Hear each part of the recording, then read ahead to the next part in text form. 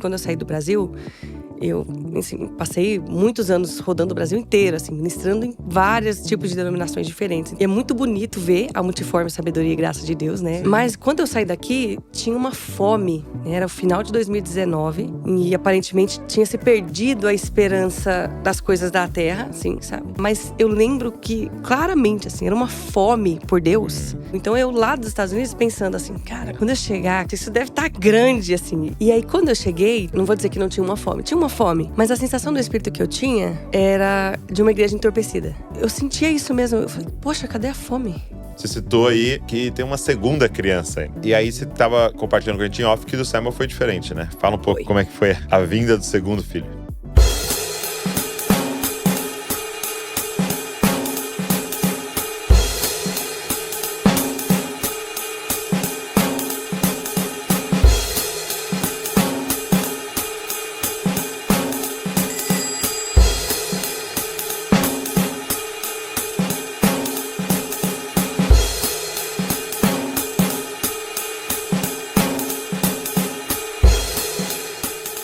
Fala galera, Jesus Cop, Douglas Gonçalves por aqui para mais um Jesus Cop podcast. Que alegria ter você aqui nessa mesa abençoada de comunhão. Olha só, antes da gente começar, queria agradecer você que está sempre conectado com a gente, sempre ouvindo os podcasts. Tem gente que eu encontro por aí e fala assim, Douglas, eu nem vejo quem é o convidado, porque eu sei que você trouxe pessoa boa aqui pra gente conversar. Eu já ligo ali na academia, eu já ligo ali lavando louça e sou muito abençoado. Então, primeiro, comenta aqui comigo, pra mim, onde é que você está assistindo ou onde que você está ouvindo, né? Tem uma galera na plataforma de áudio aí.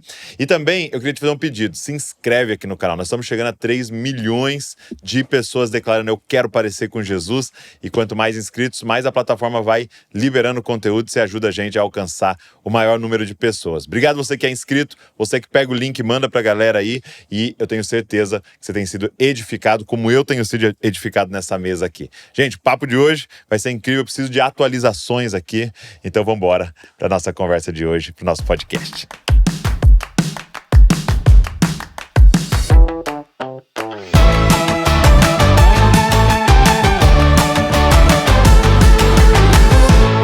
Tamires Garcia. Meu amigo. Finalmente. Aqui. Em terras bragantinas. Bragança Paulista. Muito bom. Obrigado por estar aqui. É uma alegria, uma honra para mim.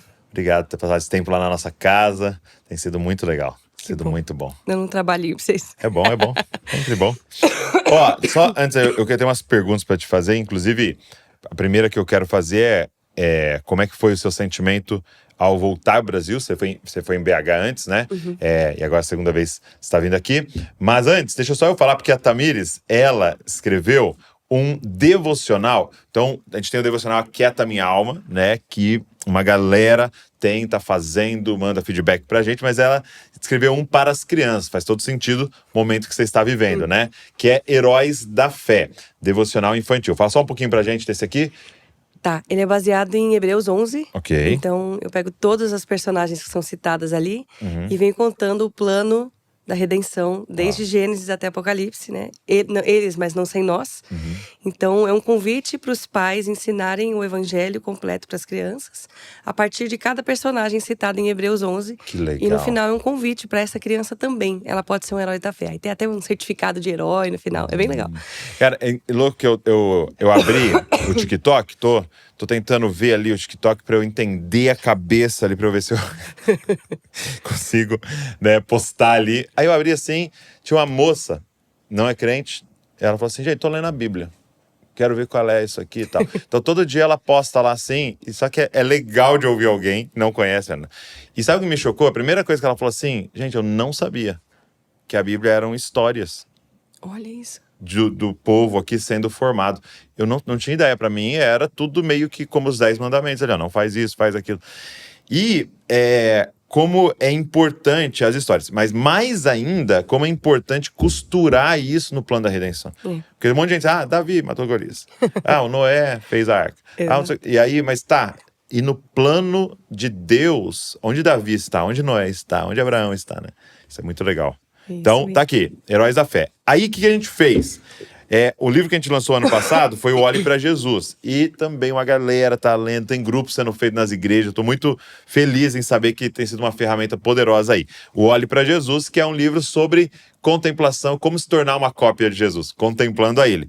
E aí a gente falou, não, a gente precisava fazer para as crianças. Então a gente fez o Olhe para Jesus Kids. Olha só, gente, isso aqui é o que a gente está lançando. Tinha lançado já o da Tamires e a gente está lançando exatamente o mesmo conteúdo, ok? Então são todos os capítulos do Olhe para Jesus, mas claro, na linguagem das crianças. E as ilustrações ficaram maravilhosas, né? O primeiro capítulo, a gente fala da diferença de multidão e discípulo, né? E aí eles foram fazendo as ilustrações. Então qual é a proposta? É você fazer esse devocional com os seus filhos. O que a gente fez? A gente fez um combo para você poder pedir o Olhe para Jesus de adulto e o Olhe para Jesus Kids, ou você pode pedir os dois infantis, você já tem o Olhe para Jesus, tá? Os dois devocionais aí para você ter ferramentas com seus filhos. No Olhe para Jesus Kids vem a pulseirinha para as crianças e vem para o pai também, para que vocês possam juntos declarar isso, e vem os adesivos aí para a criançada colar. Beleza? Vou deixar o link na descrição aqui para você pedir. Pega aqui, Duda, pra mim. Obrigado. Sem quebrar o estúdio. Tamires Garcia, obrigado por estar aqui no nosso estúdio. Te gravou acho que umas 3 vezes lá, 2 vezes lá e uma online, né, assim? Não, 3 lá, né? 3 lá? 3 lá. Uma em Kansas, 2 em Kansas e uma na Flórida. 2 em Kansas, né? Verdade. E a gente gravou uma online até pra falar do livro do Maranata. E aí você veio no final do ano passado. Foi. PH, né? Como é que foi, assim, aterrissar, pisar? Meu Deus. Por quantos anos? 6 anos. 6 anos sem vir ao Brasil. 6 anos esperando o Senhor falar, vai. E vim num bate-volta. Cheguei, quinta-feira pra ir embora no domingo. Assim, a Nívia, que é, meu Deus, uma irmã, assim, preciosa demais, abriu pra gente uma sessão ali na conferência, né? Lugar Secreto. Você até ministrou, né? Sim, aí eu comecei à noite. Você falou 3 da tarde. Eu ministrei à tarde, você ministrou à noite. E foi maravilhoso, assim, pessoalmente, né? Minha família toda veio, os amigos que eu não via todos esses anos, que eu não tinha conseguido ir. Porque, né, teve pandemia no meio do caminho, teve várias coisas. Mas aí, foi todo mundo, então matamos a saudade ali. Dei um abraço em todo mundo. E aí, a gente foi adorar junto, né? Com a igreja. E eu, cara, confesso que eu tava esperando uma outra igreja. Ok. Em que sentido? Assim, eu saí daqui, quando eu saí do Brasil, eu, assim, passei muitos anos rodando o Brasil inteiro, assim, ministrando em vários tipos de denominações diferentes. Então, vi todos os extremos, assim, de teologia, de expressões. E é muito bonito ver a multiforme sabedoria e graça de Deus, né? Sim. Acho que quanto mais pra fora você vai, mais você vai vendo que Deus não tá preso numa caixinha. Isso é maravilhoso, isso é maravilhoso. Ele opera em lugares diversos, com pessoas diversas. É lindo ver a obra do Espírito Santo na igreja. Mas quando eu saí daqui, tinha uma fome. Né? Era o final de 2019. E aparentemente estava assim, tinha se perdido a esperança das coisas da terra, assim, sabe? Eu lembro que o cenário financeiro era muito ruim, político era muito ruim, tudo no Brasil, assim. O Gregório até falava, eu lembro muito dele por causa dessa época, porque em 2017 ele falava muito, né, antes de falecer, que o Brasil não pode se gloriar de nada, nem do futebol mais. Ele falava isso. Então, assim, verdade. O surf tava ruim, o futebol tava ruim, os esportes estavam tristes. Entendi. Verdade, tem uma época muito ruim política, mas nós era campeão do mundo. Não tinha nada pra celebrar, sabe? Assim. E quando eu saí, realmente estava nessa fase, assim, não tinha nada pra celebrar, mas eu lembro que, claramente, assim, era uma fome por Deus. E eu acredito que a fome, ela é uma moeda, né? Sim. E ela é uma moeda no céu, mas ela também é uma moeda na terra. Então, eu percebo até que as redes sociais, elas apelam pra essa fome. Sim. Então, de tentar saciar ali, brevemente, com snacks, né? Com lanchinhos ali, Doritos. breves. Mas hoje a competição da nossa vida é pela fome, é pela nossa fome, é onde a gente vai se saciar, né? É assim que eu enxergo. E quando eu saí, tinha uma fome pela presença de Deus, assim.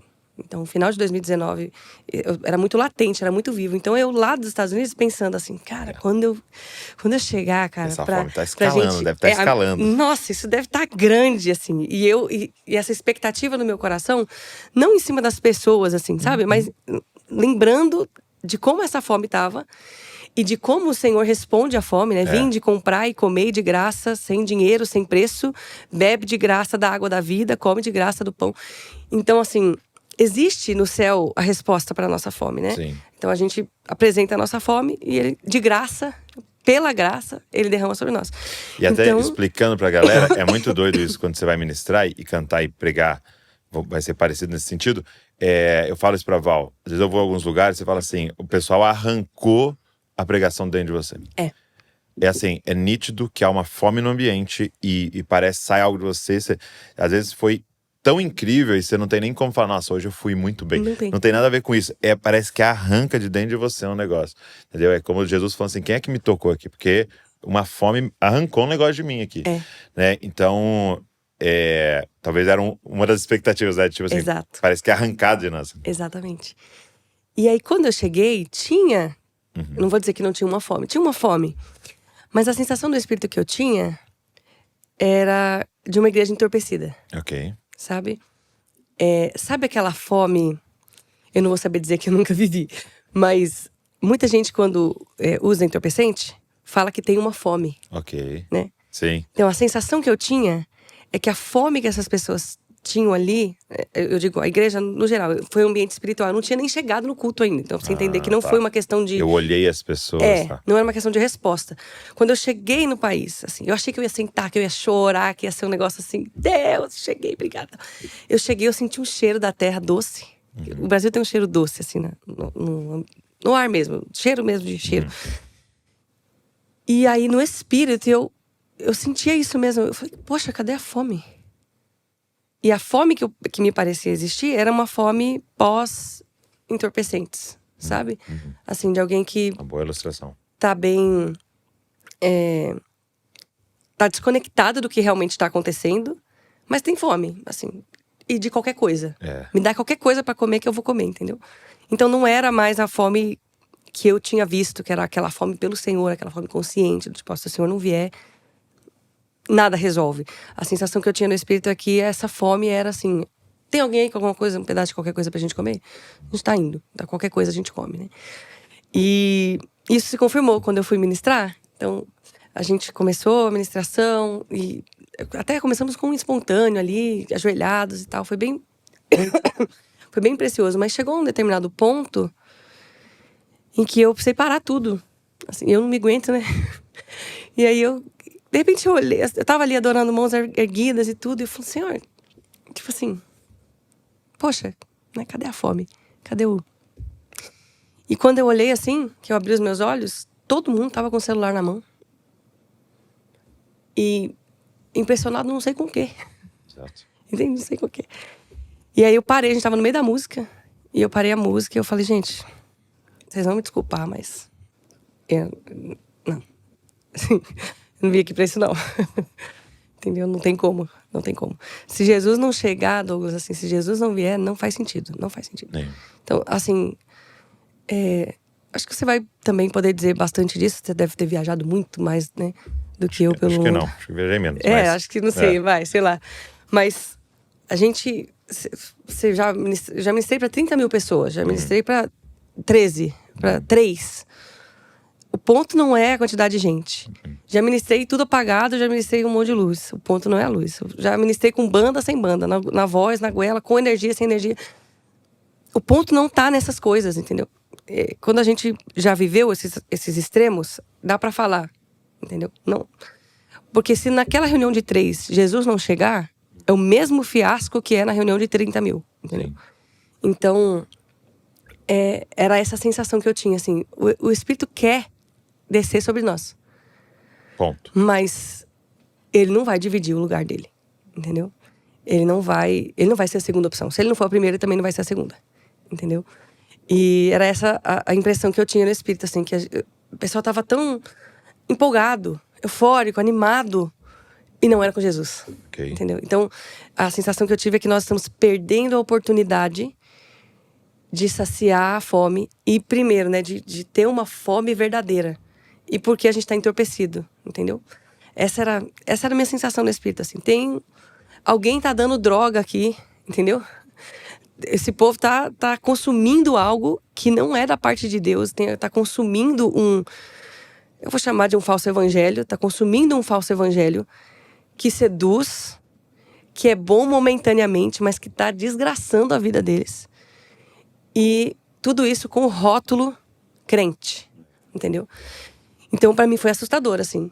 Pra mim, foi assustador. Porque a gente poderia definir, né, o entorpecente como um substituto barato do prazer, barato, rápido e legal, né? Exato. Então, e viciante, né? E é isso, né? O falso evangelho, ele vem Hoje eu tava meditando no final de Marcos, né? E fala assim, Pilatos, né? Para sanar a voz da multidão, ele entregou Jesus para ser crucificado. Fala que... Tipo assim, é para fazer o que todo mundo... E é um tipo de líder, né? O que tá todo mundo pedindo. Exato. Tá aqui, pra vocês. E é o exato oposto do evangelho. Ok. Porque o evangelho, o caminho vai ser estreito, é longo, vai ser demorado. Você não tem receita pronta com o Espírito Santo. Entendeu? Não tem. Vou fazer um miojo. Vou sentar aqui. Não, tem horas que você vai ficar lá anos. Tem horas, não tem. São anos. Tem coisas que são anos pro Senhor trabalhar na gente. São décadas pra gente ver acontecer. E uma das coisas até que eu cheguei a compartilhar lá, que foi uma palavra que o Senhor me deu pela manhã. Eu tava no hotel orando, perguntando pro Senhor. Já vinha orando, perguntando pro Senhor. Senhor, tá, tudo bem, eu vou. O que o Senhor quer que eu faça lá? É só pra ir? É só pra ver? É só pra... O que é pra fazer, né? É só pra estar lá também? O Senhor tá me dando só uma alegria, um refrigério pra ver os amigos, pra adorar junto? O que é? E aí de manhã eu tava orando, e ali me arrumando e tal. E a palavra de Joel 2 explodiu assim no meu coração, né? Derramarei do meu espírito sobre toda a carne.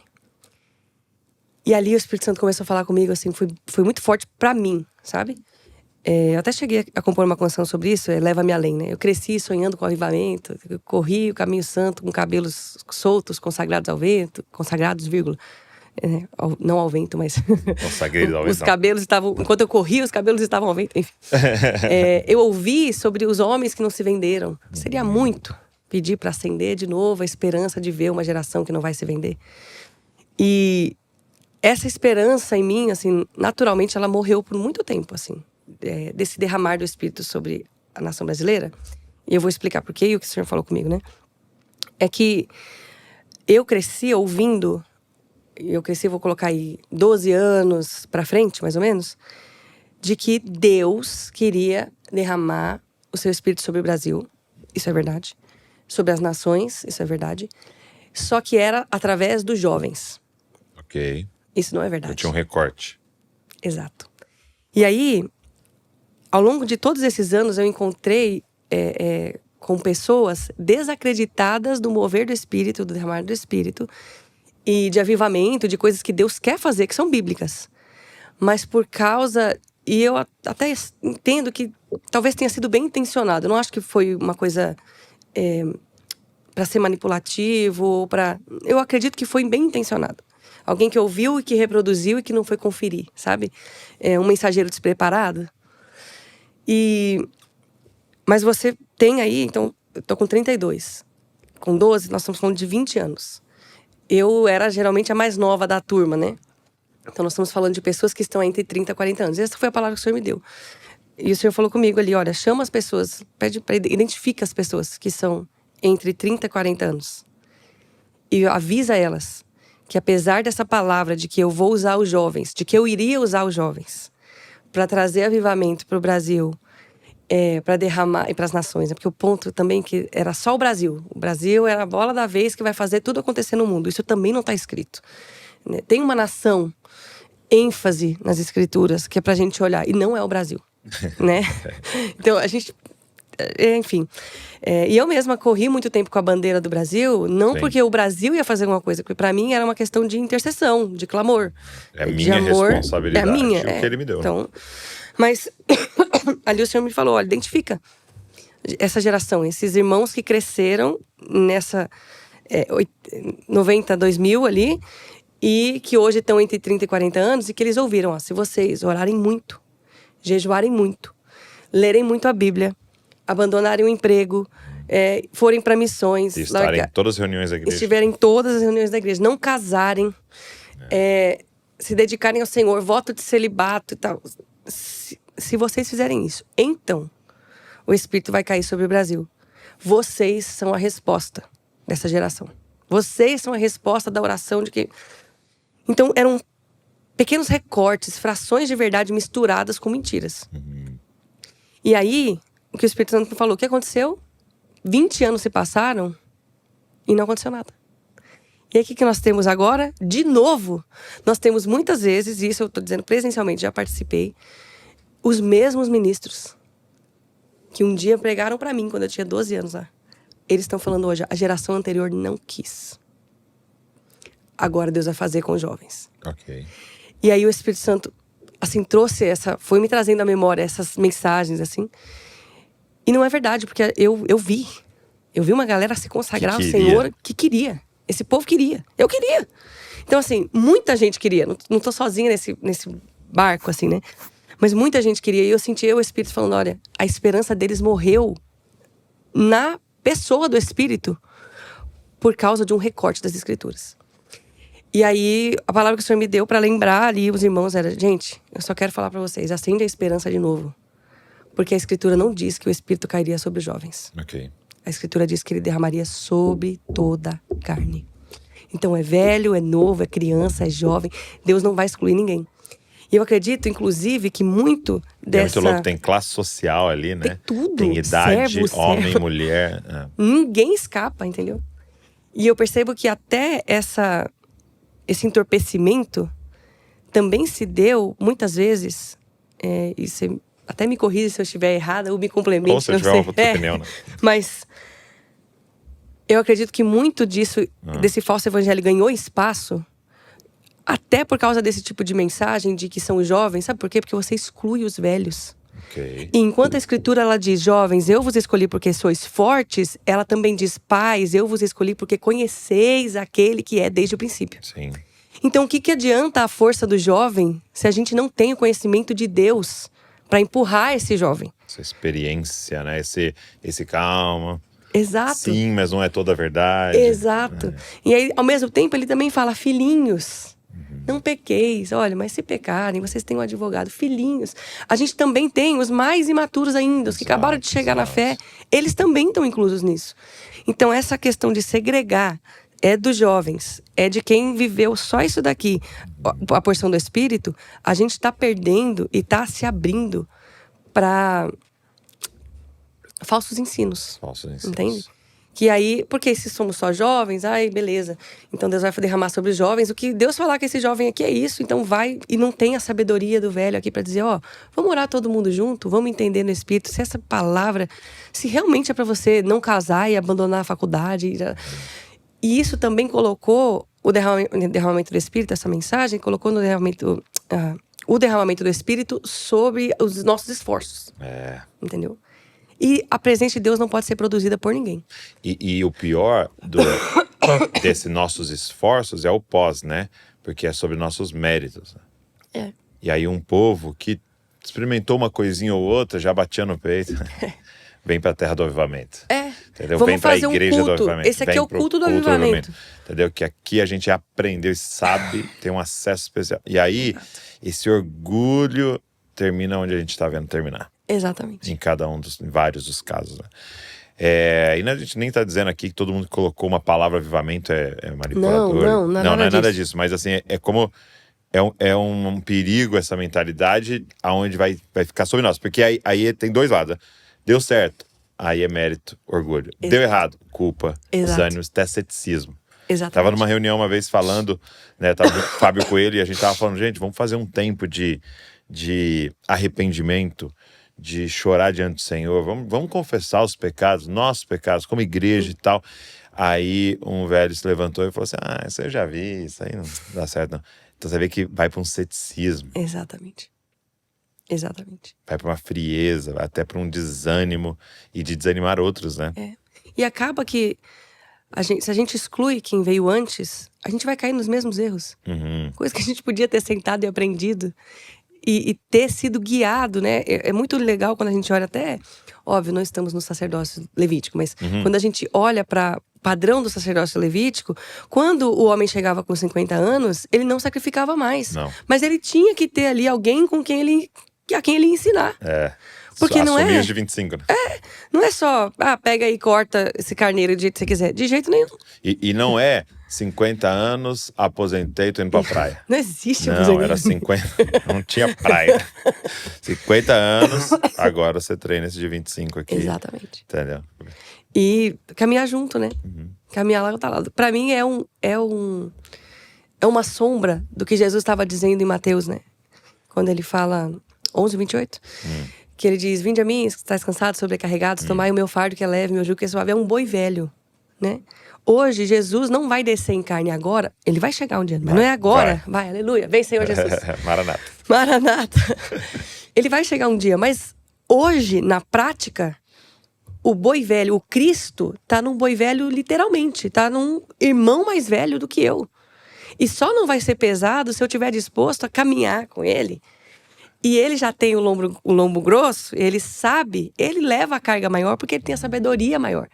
Mas ele também não me deixa correr o que eu queria correr. Né? Na minha força, na minha impetuosidade. Porque o que me vem à cabeça, porque uma vez eu fiz um podcast com o Paulo Borges e ele veio falar pra mim sobre o idoso.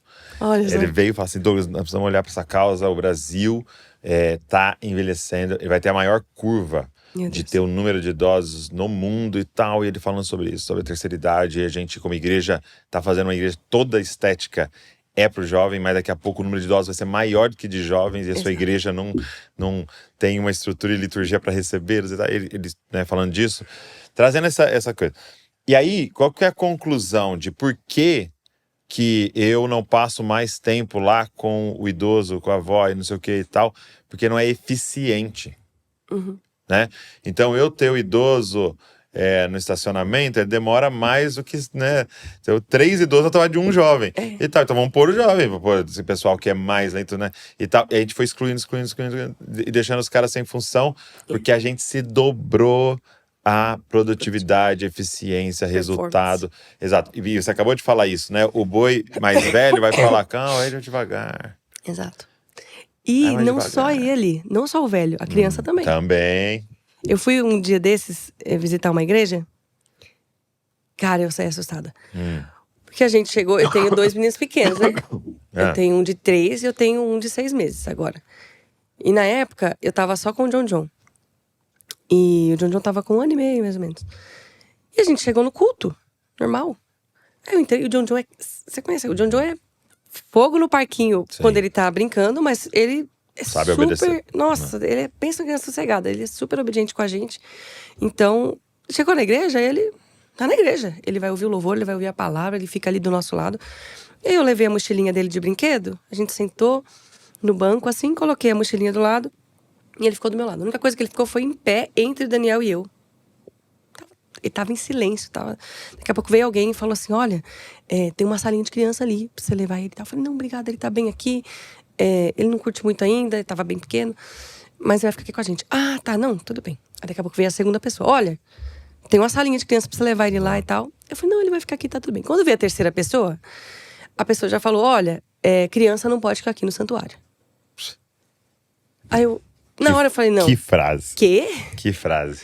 Aí eu não entendi. Não, é que ela atrapalha o culto. Criança não pode ficar no culto. Aí eu olhei e falei, o que eu faço então? Porque eu sou uma mãe, né? Eu não vou deixar meu filho sozinho. Ele não vai pra salinha. Ah, olha, tem uma salinha à parte ali. Quando eu entrei na salinha à parte, tinham muitos bebês, assim. Muitos bebês, assim. Crianças de entre 3 e até 2 anos, mais ou menos. As mães, uma telinha pequenininha ali passando o culto. Ninguém conseguiu ouvir nada, obviamente, porque nem você querendo, né? Exato. E você põe um monte de criança. Uma coisa é a criança assistindo o culto, outra coisa é um monte de criança ali. Elas vão brincar, vão conversar, vão… Eles é gangue, mano. Exato. Juntou. E aí, sabe o que eu percebi, assim? Eu percebi uma estratégia satânica ali. Sabe o que acontece com... Lembra de Faraó? E dupla, né? Exato, é dupla. Porque você exclui a criança e exclui a mãe. E isso é uma estratégia que já tá... Lembra de Faraó? Quando o Senhor fala, deixa o meu povo ir, ele fala, vocês estão pensando em adorar? Faz o seguinte, trabalho. Muito trabalho. Trabalho. Tá. E aí, não tinha mais tempo. Então, acabou o tempo. Aí ele fala, deixa de novo o meu povo ir. Aí ele fala assim, não, vocês ainda estão com tempo. Vamos fazer o seguinte, vão os homens. Entendeu? Vão só os homens adorar. Porque ele fala, deixa as crianças, né? Deixa as crianças e as mulheres. Não, ele fala, ele deixa fala as crianças e as mulheres. Eu lembro das crianças. Não, ele fala, deixa as crianças e as mulheres. Aí depois ele fala, vai, mas aí deixa os seus bens.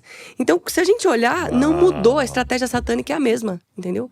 É ainda que vou te atolar, você vai ficar sem tempo.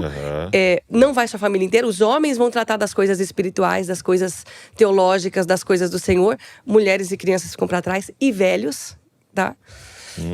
E velhos ficam pra trás. Porque como é que ele vai caminhar no deserto? Não, deixa aqui, entendeu? Deixa pra trás. Só que Deus é uma família. Ei, Deus. Entendeu? Então, o pai vai com o filho. E o Espírito tá junto. Vai, entendeu? Não tem assim... Eles são um só. Não vai um, não vai ninguém. Entendeu? Então, assim... A menos que vão enviados. Não era o caso. Entendeu? Sim. Então, quando eu percebo essa dinâmica... Ainda hoje, a gente não tem nessa coisa do jovem... E o jovem tem a força, não tô dizendo isso. O jovem tem a força. Tem algo que as missões vão mais pra frente com o jovem? Tem. Tem a força mesmo, física... De ir cumprir algumas coisas que o Senhor tem falado na grande comissão? Tem. Mas você não pode excluir o velho. Porque essa sabedoria, ela é boa pra nós. Ela é boa pra nós. Ela que confronta a gente. O nosso pastor que o diga. Gente, tive Harold e Esther na minha casa.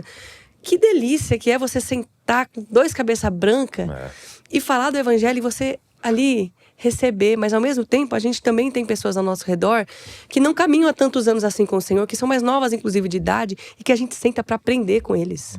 Eu aprendo do evangelho com meu filho. Cara, outro dia, meu filho tem 3 anos. Eu tô ali sentada e correndo e tal, não, mas é porque agora eu não vou conseguir porque eu tô sozinha. O John parou. Ele, mamãe, você nunca tá sozinha. Aí eu, eita, o que foi, filho? Não, você tem um papai. Jesus tá aqui com você. Você nunca tá sozinha, você vai conseguir. Aí eu, meu Senhor! Aleluia. De fato, filho, você tem razão. Então, assim, não tem ninguém que tá novo demais, pequeno demais, que a porção do Espírito seja nula na vida dessa pessoa, entendeu?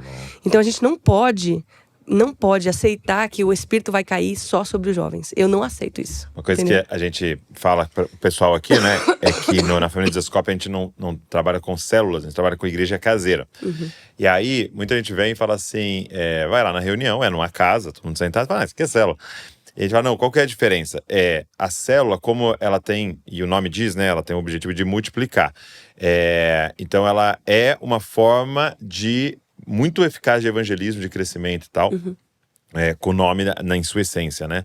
É célula que se multiplica. Sim. Quando a gente fala de igreja, a gente tá falando do corpo de Cristo. Então o objetivo não é multiplicar, é amadurecer. E vai multiplicar, porque assim como eu amadureci e tive filhos, mas o objetivo da minha vida não é ter filhos, né? Só. Exato. Não é só isso. Né? O objetivo é amadurecer, ser um homem maduro. E a consequência é multiplicar. Então vai multiplicar, sim, mas o objetivo principal é a maturidade. E aí um dos pontos nós não temos DNA de jovens.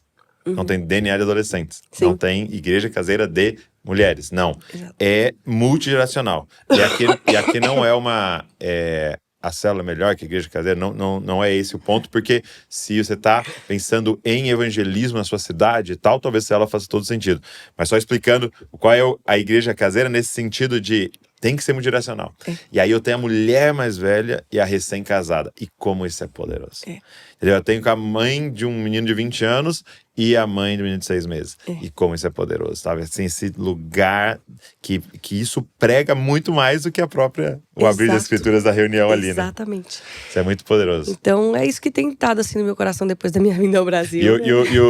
Agora só um testemunho do Harold. Você quer mais água? Eu quero, por favor. Um testemunho do Harold, eu tava na reunião e tal, e aí ele mandou pra mim, né?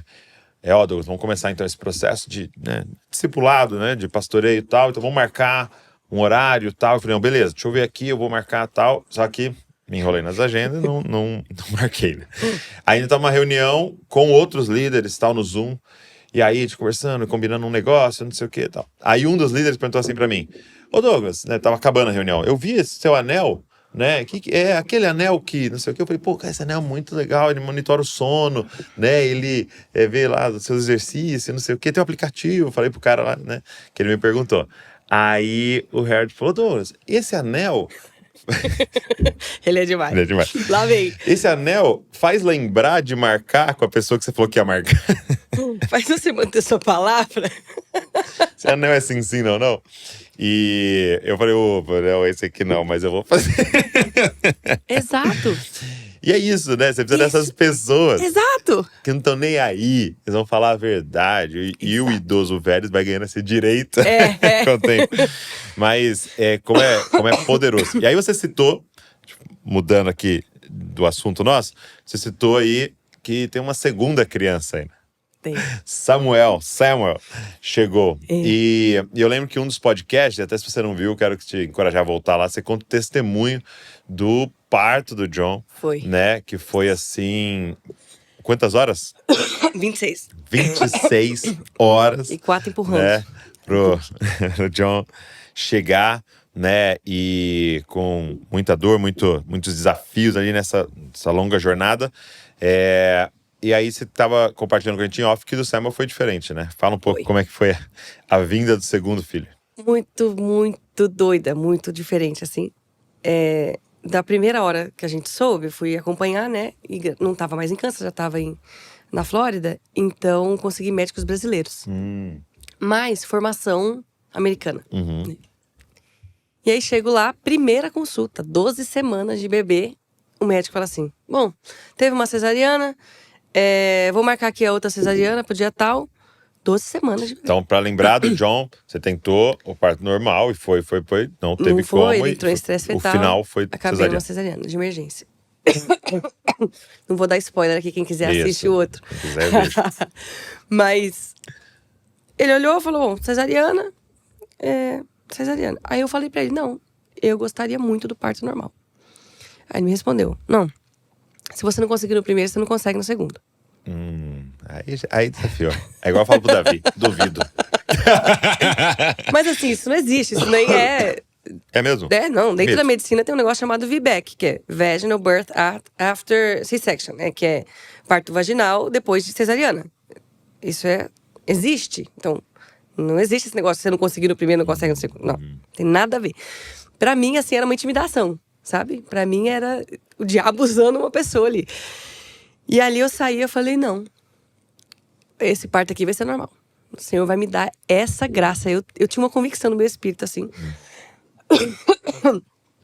E amém, saímos de lá e fomos fazendo os exames e tal. Fui procurar uma doula.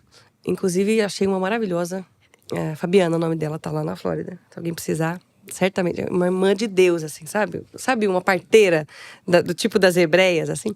Legal. E foi engraçado que eu até mencionei isso no nosso último podcast. Não, tô orando pra ser que nem o parto das hebreias. Que não deu nem tempo. Já tinha nascido. Não sei se você lembra disso. A gente gravou, você tava grávida? Eu tava. Eu tava grávida também.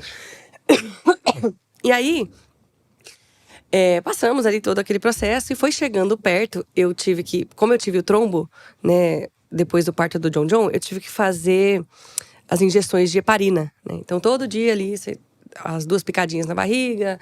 Por causa da trombose. Isso, por causa do tromboembolismo que eu tive no pós-parto do John, né? Depois ali, 7 dias. Verdade.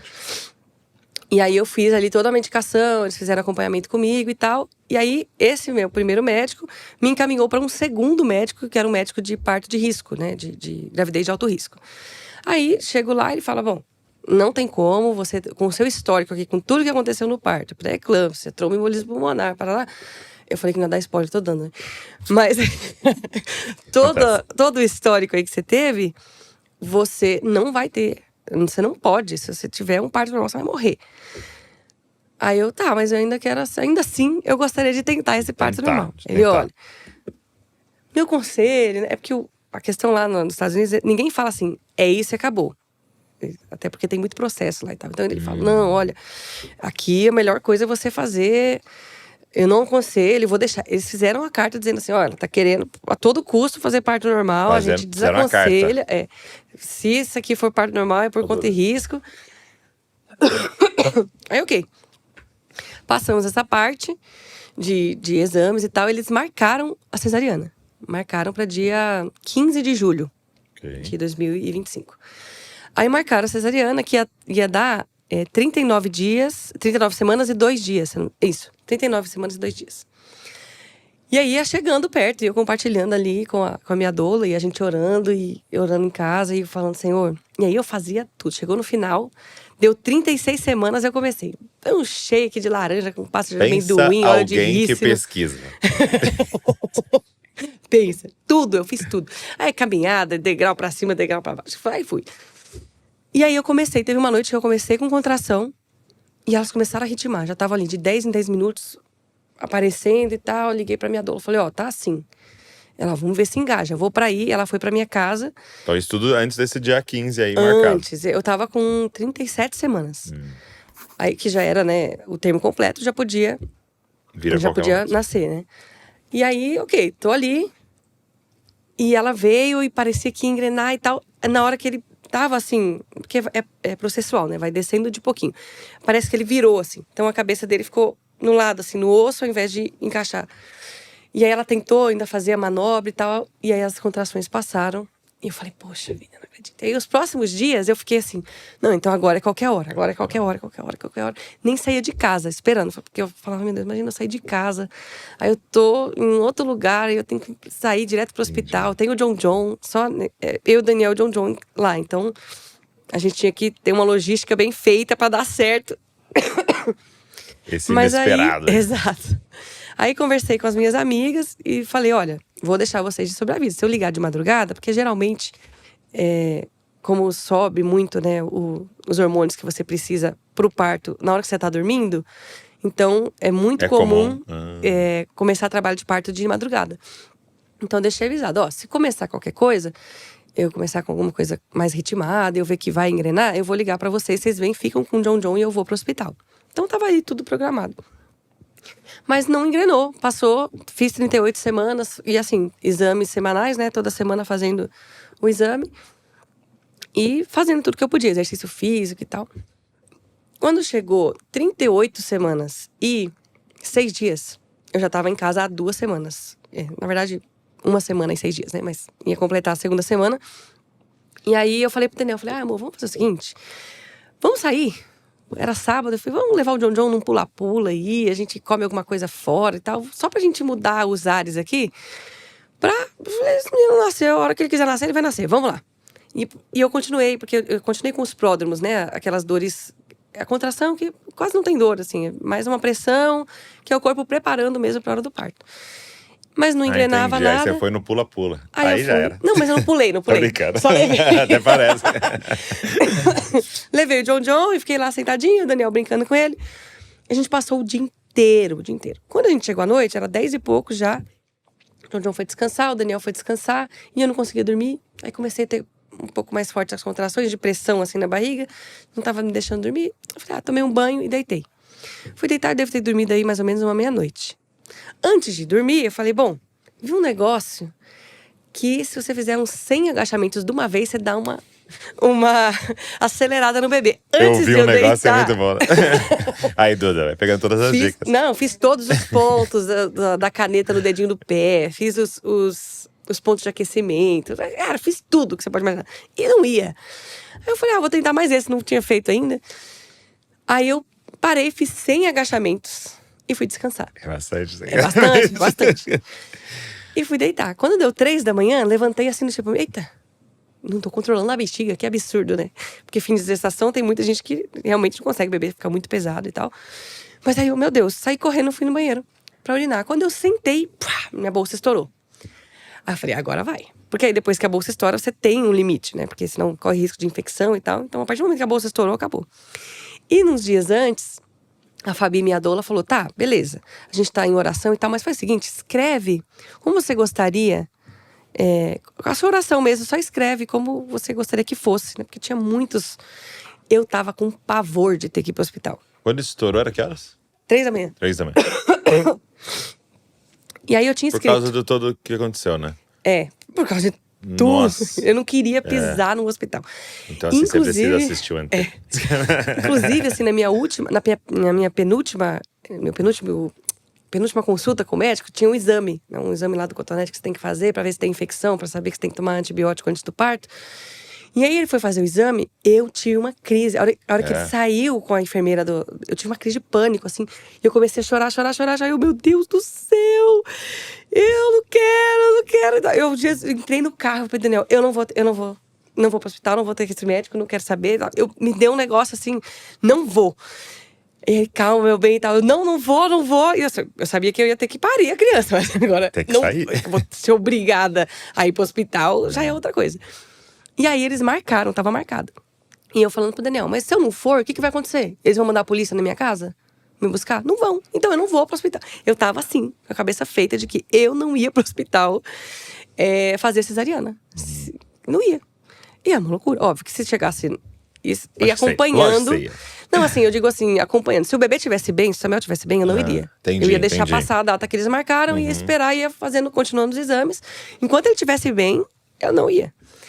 Só que aí eu tentei mudar de médico em cima da hora, porque depois daquele exame, assim, com aquele médico, eu não quis mais. Eu falei, não vou. Tanto que eu não consegui, tive que voltar pro próximo exame no dia seguinte, na semana seguinte, né, que era semanal. E aí, quando eu fui, o médico, a enfermeira fez os exames, e aí o médico falou, pode entrar na salinha. Eu falei, não vou ver o senhor, eu tô indo embora. Fui embora, não quis ver o médico, porque a enfermeira falou, tá tudo bem com o bebê e tal. Fui embora, não fui. E na terceira, que eu tava indo completar 39 semanas, eu fui e ele falou assim, hoje você não me escapa. E aí eu sentei com ele e eu conversei com o médico. Eu falei, olha, você sabe tudo que eu passei, eu te falei tudo. Como é que você faz esse exame desse jeito? Aí ele falou assim, não, é que isso aqui é normal, eu tô acostumado, 17 anos. Eu falei, tá bom. Ele falou, eu faço isso aqui mais de 1.000 por ano.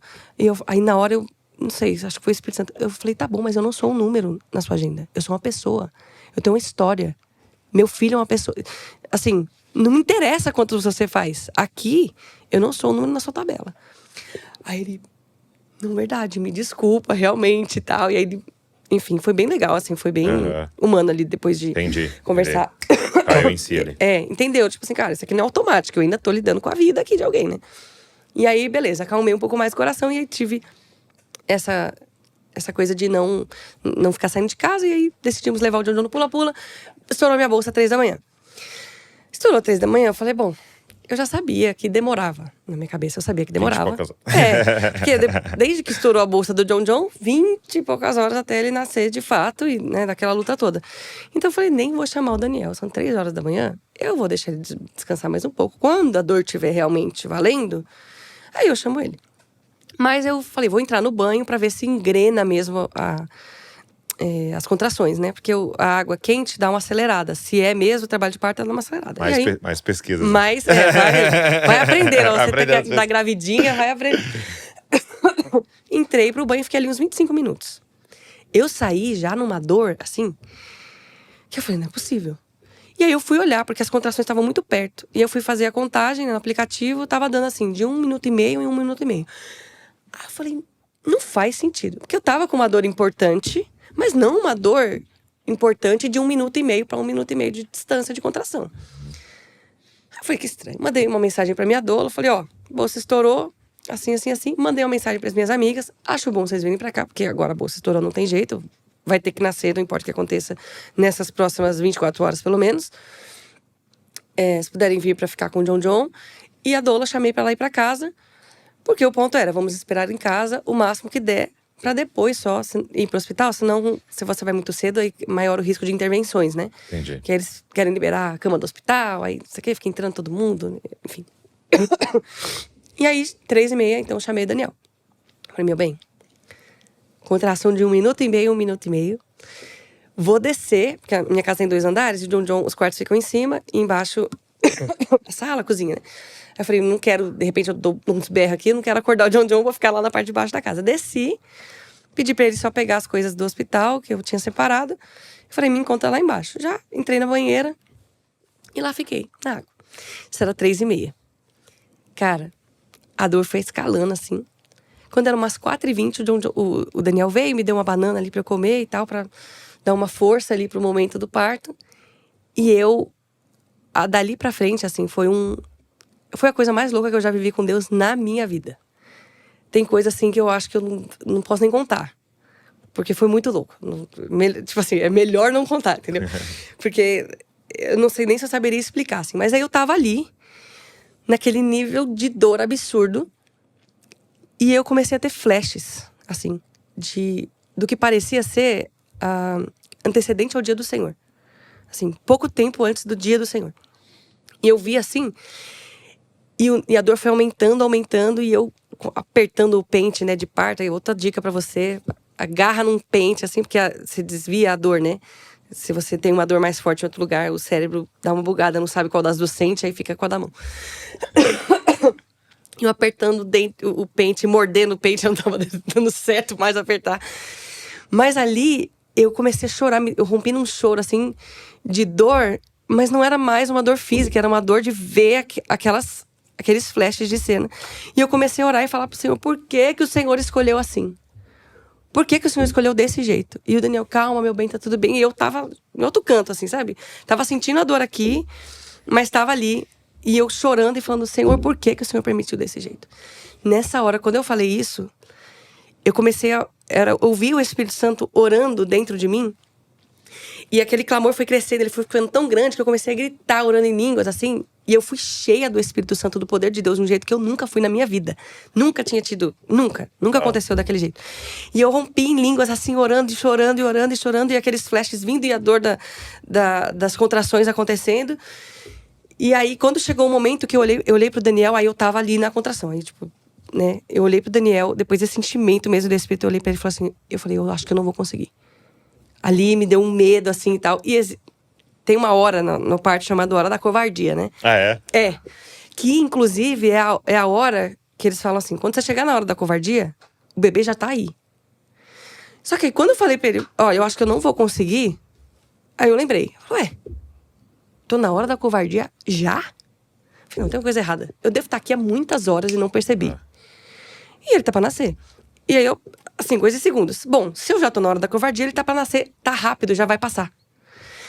E realmente, foi assim, mais 2, 3 contrações, acabou a dor. Só pressão. E uma vontade enorme de fazer força. Nisso, era 4h50 da manhã. A minha doula chegou e ela pergunta, tá, como é que tá aí? Aí eu falo pra ela, eu só tô com vontade de fazer força. Ela, então faz força. Cada contração que vinha era uma pressão, não era mais a dor já tinha ido embora. E aí vinha a pressão e eu fazia força. E ela, e aí? Eu falei, cara, ele tá descendo. E eu sentia bem devagar, ele descendo assim pela minha barriga e entrando pro canal vaginal. Pela bacia e tal. Aí ela olhou pro Daniel e falou, então vamos pro hospital. Agora é hora de ir pro hospital. Saio da banheira, Daniel me enrola ali no hobby e tudo. E, meu bem, vamos pro hospital. E eu falo pra ele, não vai dar tempo. Não vai dar tempo. E eu tô sentindo Samuel descendo e vendo a contração. E aí, eu já tô assim, parece que a cada 30 segundos eu tenho uma contração e essa necessidade de empurrar. E aí, eles, não, a gente tem que ir. E eles levaram 1h30 pra me tirar do banheiro até levar a porta de casa. Isso que devia dar, sei lá, uns 30 passos. Porque dava contração. Parar. Eu parava tudo e empurrava ele. Ia descendo, ela falou, não. Aí até que a Fabi falou, deixa eu pelo menos te examinar aqui, ver como é que tá. E aí, quando ela foi me examinar, ela falou, não, nem vou te examinar, que eu tô vendo a cabeça dele, já tá aqui. Pode deixar, vamos, mas vamos pro hospital. Daniel, a gente tem que ir. Ela, Daniel, a gente tem que ir. Chegamos ali, na porta, já era... Devia ser umas 6 da manhã, assim, tipo, porque o carro tava parado ali do lado de fora. Tipo, é como se fosse na calçada, assim, né? Que tem a garagem que levanta e aí tem um espacinho. E aí o carro parado ali. Então eu só tinha que chegar no carro. Mas a gente não conseguia, não ia. Quando a gente sai, ainda tá tudo escuro. E aí, Daniel abre a porta do carro e ele fala assim, meu bem, eu vou pegar você no colo, eu vou te enfiar no carro e nós vamos pro hospital. Eu falei pra ele, não dá tempo, ele tá nascendo agora. Aí a Fabi falou, ele tá nascendo. Nessas, minhas amigas já tinham chegado pra ficar com o John. Elas estão do outro lado da rua orando, intercedendo. O John tava dormindo. John dormindo lá em cima. E aí elas saem correndo, a Fabi, precisa de toalha, arruma toalha, elas saem correndo, entram pra casa, pegam as toalhas, estendem na calçada ali de casa. Eu abaixo no chão, e eu abaixo assim com as mãos no chão, e eu levanto o rosto. Quando eu levanto o rosto, tava tudo escuro. Quando eu levanto o rosto, o sol tá nascendo. E eu vejo o sol nascendo e eu sinto Samuel vindo. E eu rompo de novo, eu fui cheia de uma alegria no espírito. E eu tive outra visão. E aí eu via como se fosse o dia do Senhor mesmo. Aí era outra coisa, porque o que eu tava vendo dos flashes antes era um momento de dor, era um absurdo. E a minha cabeça não conseguia processar. E a pergunta era, Senhor, por que você permitiu isso? Por que o Senhor escolheu fazer desse jeito? Não faz sentido algum. Mas quando eu comecei a ver, e o Daniel ali de trás de mim, né, tipo aqui do meu lado, assim, junto com a Dola, eles vendo o Samuel. E o Daniel disse assim que quando ele olhou pro Samuel, ele só lembrava, o nome de Samuel é Samuel Jacob, né? Samuel Jacó, se fosse em português. Justamente porque o Senhor tinha falado muito com a gente naquele período sobre a aflição de Jacó. E a gente estava debruçado em oração por Israel, enfim. E a gente quis colocar o nome do Samuel para marcar esse tempo, né? De sempre lembrar de Jacó, sempre lembrar de Jacó. E aí, quando o Daniel disse que naquele momento, assim, ele estava vendo e ele sabia que aquele momento era o crucial. Porque foi ali que o John parou, né? Era um bebezão grande. E eu empurrei o John ali 4 horas, ele não veio. Aí a gente teve que fazer toda aquela correria para ele nascer de cesariana, enfim. Então ele falou que deu uma aflição na hora do coração dele, um desespero. E a Dola falou para ele, olha, ora. Tipo assim, ora, porque... Assim, ali ele tinha que nascer. Se ele empacasse, a gente não tá no hospital. A gente tá na rua. E aí ele começou a orar e ele falou que no espírito dele veio o texto, né? A aflição de Jacó. Né? Então, ora e tal, pra que isso não se dê no inverno. E aí ele foi... Ali ele lembrava disso, ele olhava pra ele e falava, agora é o momento da aflição de Jacó, ora por ele e tal. E aí ele começou a orar. Só que quando ele começou a orar, foi quando comecei a ter a visão do dia do Senhor. E eu levantei o rosto e eu vi o sol nascendo. E eu vi o sol nascendo e eu rompi de novo em oração. E eu comecei a gritar no meio da rua. Eu gritava. Oséias. Lembrando que é 6 da manhã. 6 da manhã de um domingo. Com o vizinho. E eu gritava, ele vem! Tão certo como o sol nasce, ele vem! E chorava. E eu não tava falando de Samuel. Porque eu tava vendo o Senhor numa visão. Esse é um pedaço, né, do que, enfim. Mas eu tava vendo o Senhor e eu só conseguia gritar. E eu fui cheia do poder do Espírito numa alegria, Douglas, que eu nunca senti na minha vida, aquela alegria. Nunca. Nada parecido. E aí, eu fiz 2 forças, acho. Foi assim, coisa de 5 minutos. O Samuel nasceu. A Dola me passou ele por debaixo, já pus pra mamar. Daqui a pouco chegaram os bombeiros, porque as nossas amigas já estavam com os bombeiros no telefone. Os bombeiros chegaram, ele estava nascido. Já mamando, eles vieram só entregar o bisturi pro Daniel. O Daniel cortou o cordão umbilical da calçada. Levaram a gente pro hospital. E aí, um pavor tomou conta do meu coração naquela ambulância. Assim, porque aí, o Daniel ficou pra acudir o John. O John tinha acordado, porque eu gritei demais.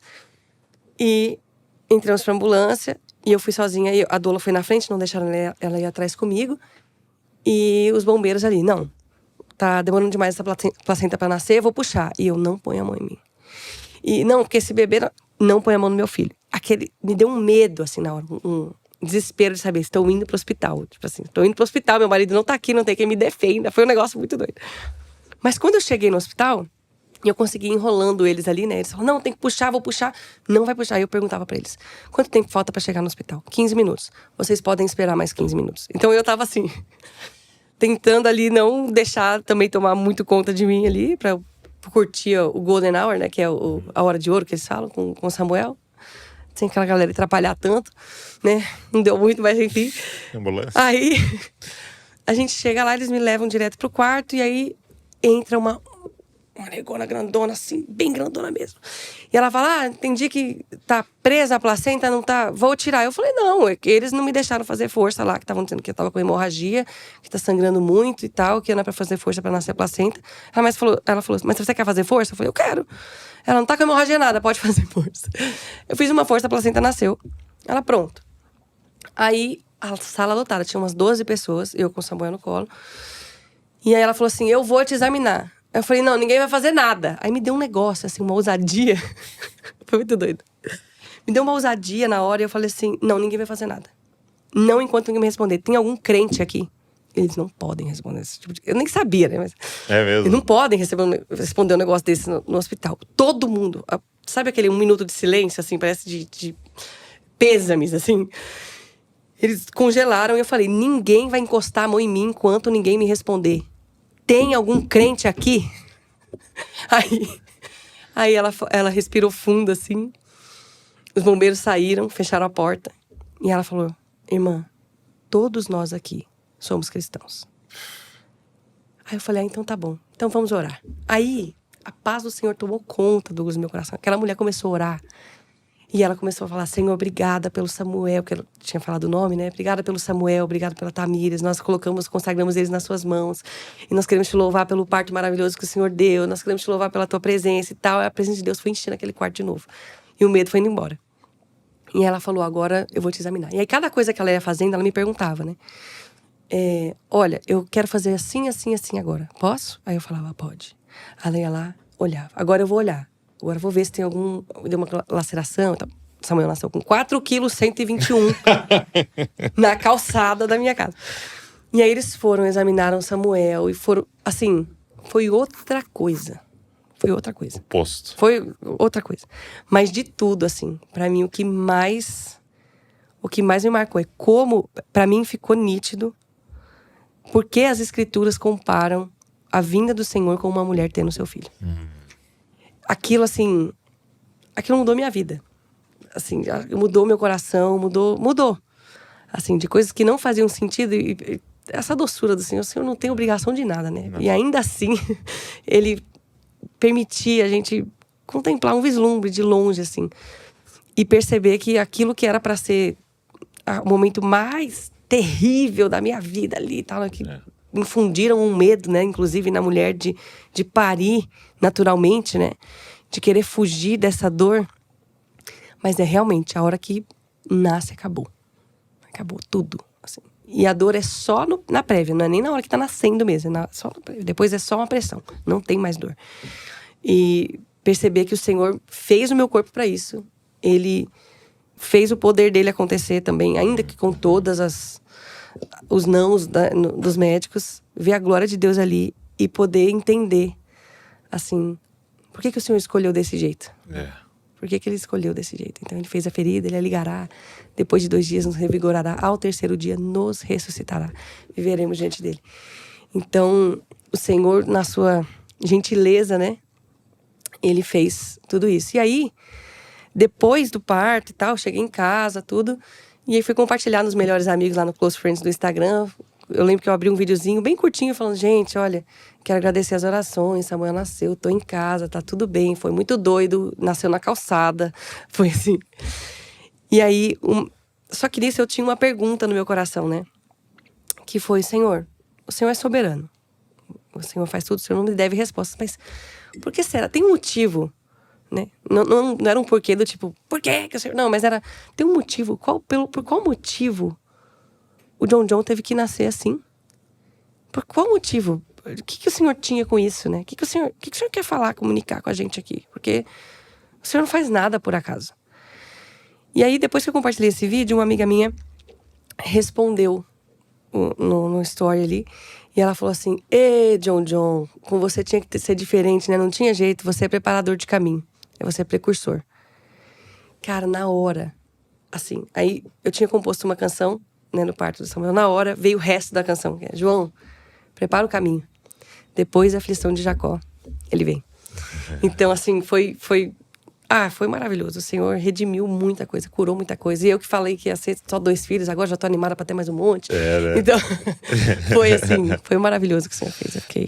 E pra quem tá nos ouvindo, leia Mateus 24, então. Né, que vai falar ali do sermão escatológico e Jesus faz essa comparação com as dores de parto, né, até o dia do Senhor. Então, isso é maravilhoso como... E é isso, né, Tamires? Tipo, alguém pode estar se perguntando assim, poxa, mas no parto, né, você estava tendo essas experiências com Deus e tal, mas é porque nós vamos ficando tão cheios da palavra, né, dia após dia, sentando diante do Senhor, com a palavra aberta, deixando a lei do Senhor, as suas palavras nos... que até alguém, eu não lembro qual autor falava assim, né? Se você cortar Jesus, sai dele palavra.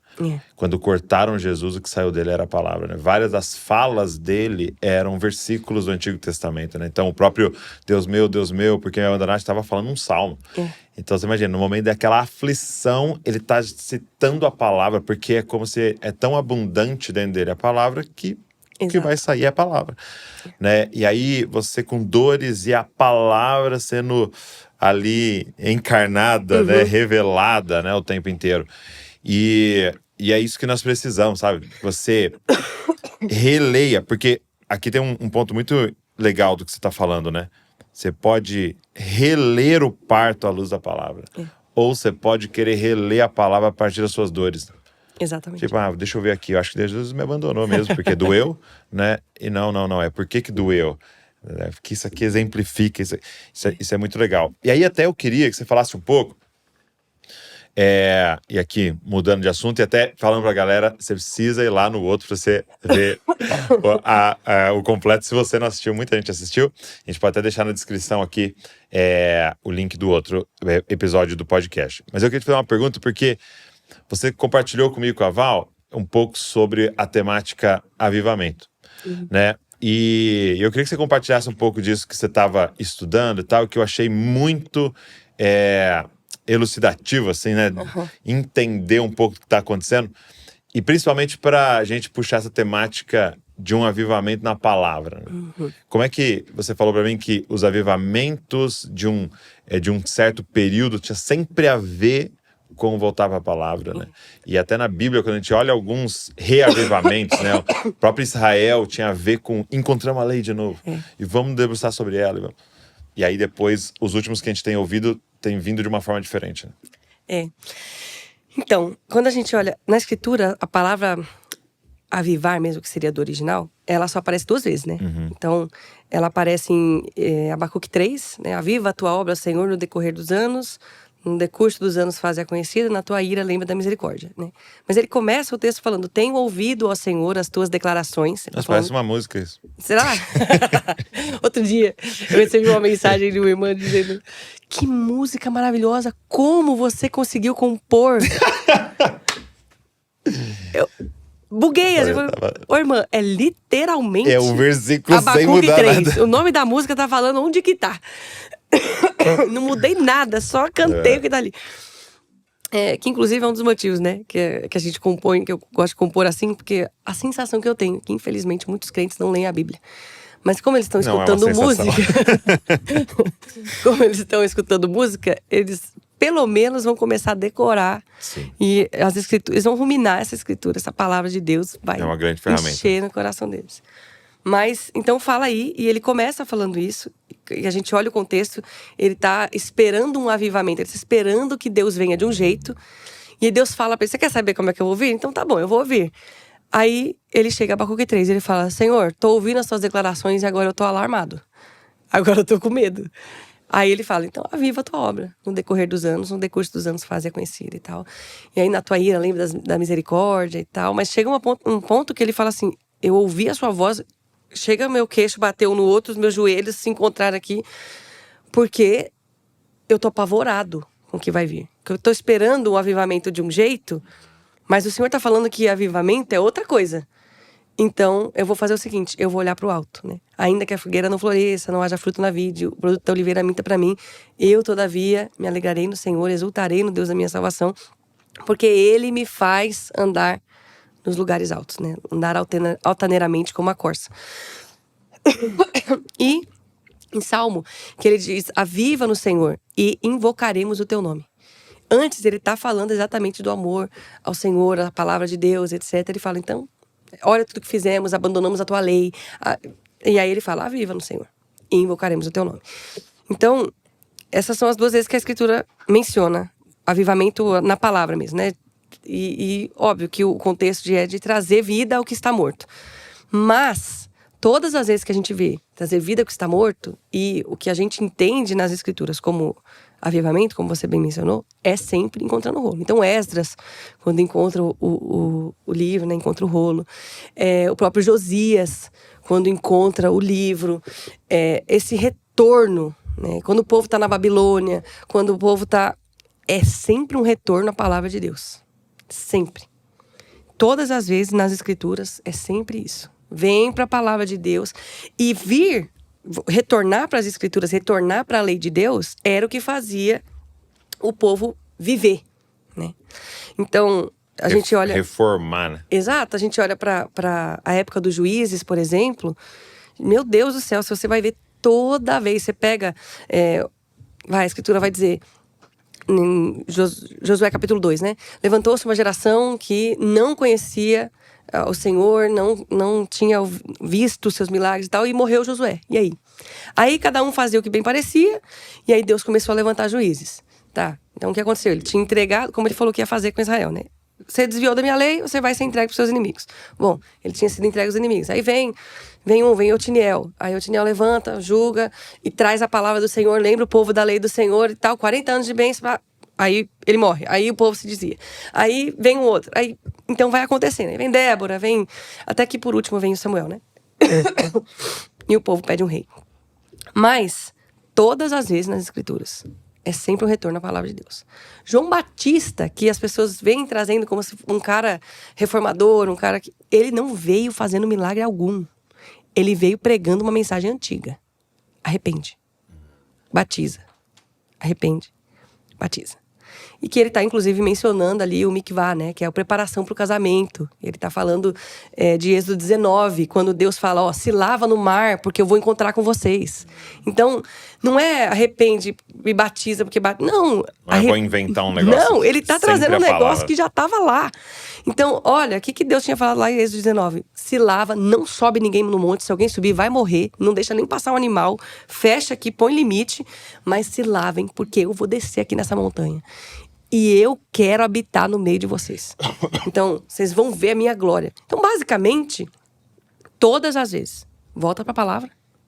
E aí, tem uma manifestação da glória de Deus. Porque se você volta para a palavra, você descobre a sua imundice. Né? Você descobre que que o pecado deformou a sua vida, a sua comunidade, o seu país, a sua igreja. Está tudo deformado. Sem vivermos de acordo com a vontade do Espírito Santo, sem vivermos pelo guiar do Espírito, segundo a palavra de Deus, está todo mundo perdido. Então, retornar à palavra reforma o nosso coração pelo Espírito, transforma a nossa vida. E a gente não pode descartar a ação do Espírito Santo. Isso é, assim, não tem como, né? Não tem como. Porque sem o Espírito Santo, Jesus era um corpo morto hoje só. Sem o Espírito Santo, a igreja era só um clube, entendeu? Sem o Espírito Santo, a gente mesmo era um cadáver andando. Então, a obra é do Espírito Santo. Mas Jesus, quando apresentou o Espírito, é o Espírito da verdade. Ele não está divorciado da palavra. Okay. O Espírito é o Espírito da verdade. Ele vos ensinará... todas as coisas, e vos lembrará de tudo que eu vos ensinei. Então, esse papel do Espírito, até o Espírito está lembrando das palavras de Jesus. Então, tá aí o princípio. E aí a gente começa a estudar, a partir daí, as histórias dos avivamentos. Eu comecei a estudar muito, debruçar sobre esse tema. É um tema que eu amo. E você está fazendo um trabalho de conclusão de curso também, várias coisas. Eu estava decidindo o que eu ia falar, e eu comecei a estudar nesses dois aspectos. Aí a gente tem... até dentro da Maranatha School que a gente fez, eu fiz um curso chamado Filhos de um Avivamento que Não Veio. E aí foi daí também que eu puxei o que eu ia estudar, né? Mas aí eu peguei nas escrituras e fui olhando tudo que é considerado avivamento, assim, dentro do meio acadêmico, né? E na história. Então, a gente vê, desde o século I para frente, era sempre um retorno às escrituras. Okay. E aí, a gente vai ver grandes caras, assim... os nomes vão todos embora, né? Porque ainda no pós-parto tá uma lista. Mas, se a gente olhar bem, então, o Rus, obviamente Gales, sim, todos os avivamentos que a gente conhece, né? Que a gente ora, Senhor, faz de novo pra lá. Eles eram um retorno às escrituras até um movimento Woodstock, um movimento dos hippies. Porque o mundo tava ali, até então, era sempre que era um chamado avivamento, sempre era um retorno às escrituras, um convencimento do pecado. E aí tinha, sim, manifestação de Deus, tinha curas, tinha sinais e tal. Mas a ênfase estava sempre no retorno às escrituras, sempre a palavra de Deus. E aí o mundo vem fazendo um pedido. E quando o mundo faz esse pedido, Woodstock e depois o movimento hippie, etc., o mundo faz um pedido: nós precisamos sentir. E nesse sentir vem a resposta: sexo, drogas e rock and roll. A gente vai dar muito sentimento pra vocês. Então, muito prazer momentâneo, né?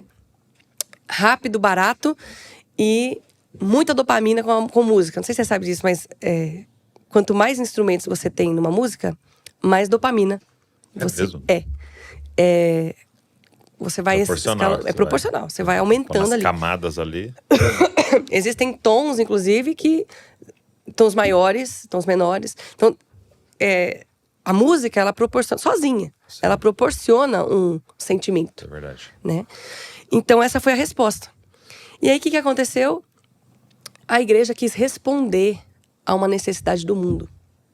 Ao invés de, como a conversa que a gente estava tendo esses dias, ao invés de manifestar as virtudes de Deus. Entendeu? E nisso que ela foi responder, daí pra frente, aí teve Jesus Movement, várias coisas, né? O movimento Holiness, Palavra de Vida, enfim, vem um monte. Azusa, Tussa, tudo, vem um monte. Mas todos os que vêm depois daí, desse primeiro que decidiu responder à necessidade do sentimento, e aí foi quando, inclusive, vieram as bandas, porque não tinha, eu cresci, e eu tenho 32 só, mas eu cresci numa igreja que não tinha nem banda ainda. Então, o culto, como a gente conhece hoje, o momento de celebração da presença de Deus, não incluía esse monte de instrumento. Não estou dizendo que é errado, sim. Mas eu estou só trazendo os dados aqui, informações. Não era assim. Então, isso foi uma resposta a essa necessidade do mundo de dizer, poxa, tá todo mundo precisando sentir, né? E aí, nisso, estourou depois o rock, o pop rock e tal. Vários estilos musicais que até então não eram tão enfáticos assim, emblemáticos. E aí você tem essa resposta. E nessa resposta passou a mudou a narrativa de toda a história e tradição cristã, e inclusive das escrituras, do que é avivamento.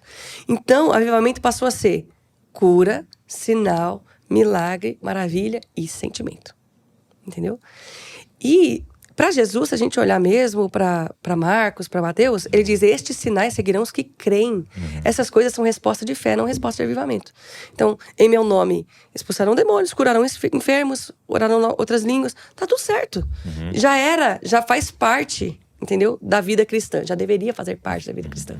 Mas aí, respondendo essa necessidade do mundo, o evento tornou-se, a coisa mais importante se tornou o dom, o milagre, o sinal, a provisão, a bênção, e não a palavra. Okay. Que, essencialmente, se a gente olhar João capítulo 1, o verbo se fez carne, habitou entre nós, cheio de graça e de verdade, e vimos a sua glória como o do unigênito do Pai. Ele é a palavra.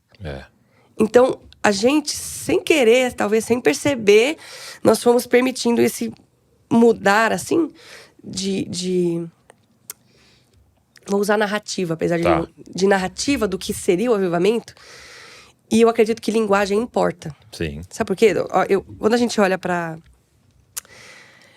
Antiga Aliança, por exemplo, Deus fala assim, olha, gente, vocês estão aqui, vocês estão com fome, eu vou mandar para vocês pão do céu. Não é isso que ele fala? Aí o povo chama do quê? Maná. Maná significa? O que é isso? Tá escrito lá no texto. Sim. O que é isso? O que é isso? Deus falou, eu vou mandar pão. Toda vez de manhã que eles olhavam, o que era para ser um símbolo do pão vivo, o pão da vida, né? Que era para ser a sombra do que Deus faria, eles falam, o que é isso? Todo dia de manhã, 40 anos. 40 anos. O que é isso? O que é isso? Deus já tinha falado, isso é pão. E eles chamam por uma pergunta. Jesus chegou, o pão chegou. Eles continuam perguntando, o que é isso? Entendeu? Israel não reconheceu. Então, eu acredito que linguagem importa. Então, a gente chamar avivamento de sinal, milagre, maravilha, a gente está, de novo, perguntando o que é isso. Entendeu? Quando Deus falou, Deus deixou a coisa toda. Josias achou o livro, gente. Assim, na época de Josias, o menino tinha 8 anos. Ele reforma um país inteiro com 8 anos, só por causa da palavra, entendeu? De Deus. A gente vê o próprio Esdras senta, chora, jejua e tal. Se derrama e desesperado. Tá, e aí? O que a gente vai fazer? Eles mandam embora. Eles mandam embora as mulheres, as crianças. Por quê? Nós estamos corrompendo a lei de Deus. muda algo na nação, entendeu? Na nação inteira.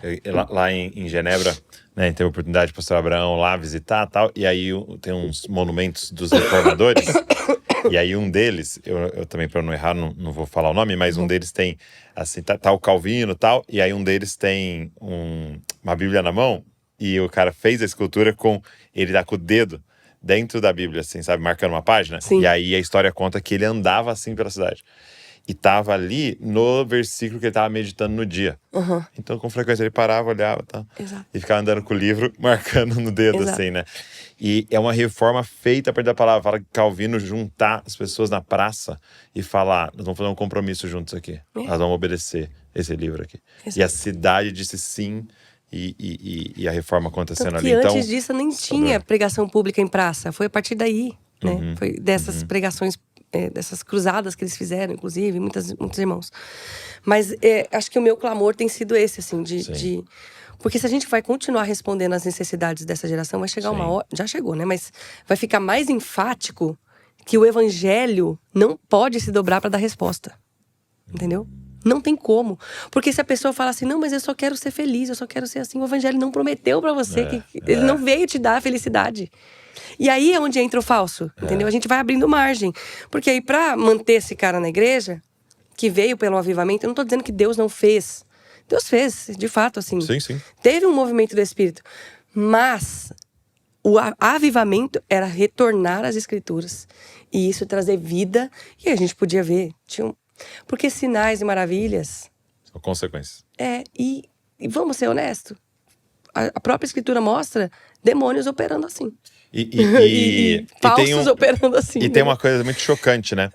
Talvez assim, se a gente fosse ver em quantidade, ninguém viu mais sinais e maravilhas do que o povo que saiu do Egito. Né? Eles viram as 10 pragas, depois o mar abrindo, o maná caindo no céu todos os dias, uma nuvem de fogo. Ninguém viu mais do que os caras, entendeu? E depois de menos de 40 dias com eles em cima da montanha, eles estavam fazendo um bezerro de ouro para fazer uma festa.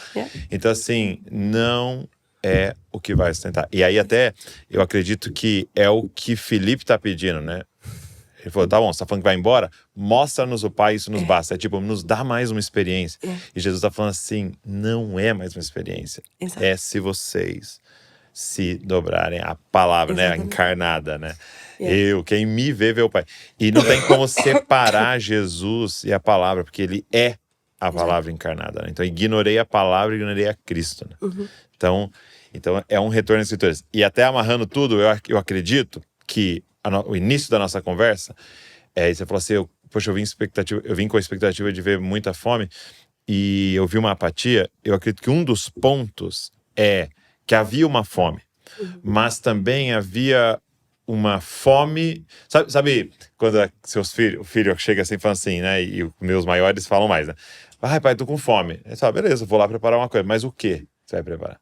Porque eu tô com fome de, entendeu? Lanche. Um docinho. Eu tô com fome de isso aqui, entendeu? Não, peraí, se é fome, deixa que o pai vai trazer pra você o que é bom pra você, né? Então eu acho que um dos pontos, assim, do Brasil é que havia uma expectativa de que seria feito de tal jeito. Exato. Exatamente. Como eu tô foi esperando em BH de tal jeito. em 2000. Isso, exatamente. E aí Deus quer responder de outras formas. Tô esperando que vai acontecer tal coisa no governo. Tô esperando que vai acontecer tal coisa na política. Tô esperando que vai acontecer tal coisa no não sei o quê. Nas finanças da nação. E aí Deus aí faz de outro jeito. E se a gente olhar de fato, se a gente for comer o que o pai preparou nessa mesa, é o cordeiro. E o cordeiro inteiro. Quando a gente olha... Tem víscera. Tem víscera. Não, e outra... Você já reparou na refeição que se prepara pra saída do Egito? Tem erva amarga. Tem tudo. Tem tudo aí no meio. E aí, ele fala, come tudo, não deixa nada pra amanhã. Come tudo. Você vai ter força pra sair do Egito, você comer tudo. E é onde... enfim, essa conversa podia durar horas, mas... Eu vejo, assim, até essa fé fraca na nossa geração. E eu posso falar, nossa, porque eu vi a anterior também, de uma fé muito forte, mulheres, homens, gente que orava por milagres de Deus, não no sentido de físicos, mas assim, para uma pessoa se converter 20 anos, sem desistir ali, sem parar e tal. E essa fé forte de permanecer mesmo enfermo, enfim. E a gente tem hoje diferente. A Escritura diz assim, ó, a fé vem pelo ouvir. E aí, às vezes, a gente, sem olhar no texto, a gente fica repetindo. Ouvir e ouvir e ouvir e ouvir. A Escritura não fala isso. A fé vem pelo ouvir, ou ouvir pela palavra de Deus. Então, eu quero ouvir, de fato, eu tenho que começar pela palavra de Deus. A palavra de Deus vai me dar ouvidos abertos, ou seja, entendimento daquilo que Deus está falando, né? Quem tem ouvidos para ouvir o que o Espírito diz, que ouça. E aí, se eu ouço o que está escrito, né? Se eu ouço por causa da palavra, então eu tenho fé. Entendeu? Então, essa fé, e aí a alegria, de novo, a alegria do Senhor é a nossa força. A alegria do Senhor, não a minha alegria quando estou no Senhor. É a alegria que o Senhor tem, é a nossa força. Ele fica alegre com o quê? Exato. E aí, a Escritura também nos diz que Deus se agrada. Ele se agrada de quem tem fé. Entendeu? Então, sem fé? Exato. É impossível agradar a Deus. Sem Bíblia, é impossível ter fé. E por que estamos fracos e sem fé? Nós não estamos satisfazendo o coração de Deus, porque não temos fé. E não temos fé, porque não temos a palavra de Deus. Não porque não temos acesso a ela. Mas porque na hora na fila, todo mundo passa a mão no celular. Não quero ficar entediado. Olha lá, quem postou a próxima coisa. Vejo quem me mandou a próxima mensagem. Antes de dormir, rolo. E se isso fosse uma Bíblia? Você já viu aquele... alguém fez isso, um meme assim. Que substituiu os eventos do dia, onde o celular vai parar na mão por uma Bíblia. E aí tem uma cena assim da família. E ao invés de ter o celular em cima da mesa, é a Bíblia. Comendo. Quando o pessoal come, aí eles iam conferindo na Bíblia, assim, ó, de novo e de novo. Aí o cara tá na fila do banco, ao invés de ele tá com a Bíblia aberta. Ele tá no ônibus, então, assim, eu peguei uma boa fase, assim, Douglas, eu peguei, nem existia internet, eu tinha um Nokia, aquele redondinho, assim, até os 20 e poucos anos. Então, eu tinha 3 horas de ônibus todo dia, pra ir, pra voltar. Era a Bíblia. Entendeu? Era comendo a Escritura, era meditando na palavra de Deus, não tinha desculpa. E aí no parto vai aparecer o que lá? Exatamente. Versículos. E hoje, nessa estação, inclusive, que eu tô, que é de crianças pequenas, eu vivo de reserva. Exato. Porque tem hora que eu não consigo parar. É o óleo, né? É o óleo a mais. Você tá lá cozinhando e orando, meditando o texto que você leu quando você tinha, enfim, 12 anos, né? Até compus sobre isso, a Ordinária e Sublime, que eu compus uma canção para as mães, né? Para as mães não, para o Senhor, mas como as mães orando, né? E eu tenho um trecho que eu falo, entre 1000 fraldas por dia, monótona rotina, te procuro. Quem sabe eu não te encontre aqui. Rememoro versos de menina, daquela Bíblia perdida que eu tanto li. E agora, quando foi a última vez que eu a vi? Só mais uma mãe com um filho ativo, contente, enfim. Aí eu ia falando sobre isso. De essas estações da vida. E vão acontecer estações da vida onde a gente não tem como. Não tem como. Tem uma criança em cada lado, enquanto você mistura uma panela. Não tem como você pegar e a Bíblia. E é a vontade de Deus. Exato. Ali você encontra o Senhor. Mas enquanto isso, você tem reserva. Mas e quem não tem? Eu não consigo imaginar alguém que vive essa estação sem reserva. Eu não sei como mantém a sanidade. Não sei como. Porque você vai enlouquecer. Se você não tiver o Senhor e saber no Senhor que os sãos não precisam de médico, sou eu que preciso de ti, mas que o trabalho não é vão no Senhor. Se eu não tenho a palavra aqui, ó, encravada de que a recompensa tá lá no final, de que o que eu tô fazendo agora não é entrar no quarto e fechar a porta e orar 50 horas. Porque eu não tenho 50 horas pra orar mais. Às vezes eu não consigo entrar no quarto e fechar a porta. Eu consigo, enquanto eu tô no banheiro, com a porta aberta e a criança correndo de um lado e a outra me chamando do outro, falar, Senhor, tá aqui, recebe o melhor da minha vida, é isso, deixa eu ir lá. Né? Eu li um poema um dia desses, maravilhoso, ela era uma serva no tempo ali da Reforma, e aí ela escreve assim, Senhor, te amo, né? Era basicamente isso, assim, te amo, quero muito te amar, queria poder ficar aqui, queria poder ler as escrituras, mas agora eu tenho que ir lá servir o jantar. Então, assim, é ter o Senhor, mas porque a gente tá tão cheio da presença de Deus, tão cheio da palavra de Deus, que isso tá manifestando nas estações da vida. Tá bom. É isso. É isso. Que Deus avive a sua casa aí, Aleluia. Cheio da presença, revelando a palavra para toda a sua família. Obrigado. Obrigada, amigo. John chegou aqui já. Ei, Vem te buscar. maravilhoso da mamãe. Obrigado a você que ficou aqui nos ouvindo, nos assistindo. Pega esse link, espalha pra galera aí. Tenho certeza que esse testemunho, esse tempo nosso de conversa pode abençoar muitas pessoas. Você pode ser um canal disso aí. Como eu disse no início, se inscreve aí no canal pra você receber tudo que a gente tá produzindo. Eu deixei o link dos livros, dos devocionais para as crianças aqui pra vocês. Deus abençoe você e não se esqueça, você é uma cópia de Jesus. Valeu. Tô aqui para agradecer você que tá sempre aqui com a gente no podcast Jesus Copy. Eu espero que você tenha sido abençoado pelo nosso canal e eu queria te fazer um pedido. Será que você poderia se inscrever aqui no canal? A gente pega às vezes as estatísticas, a gente sempre vê que tem um grupo muito grande de pessoas que assiste, mas não é inscrito.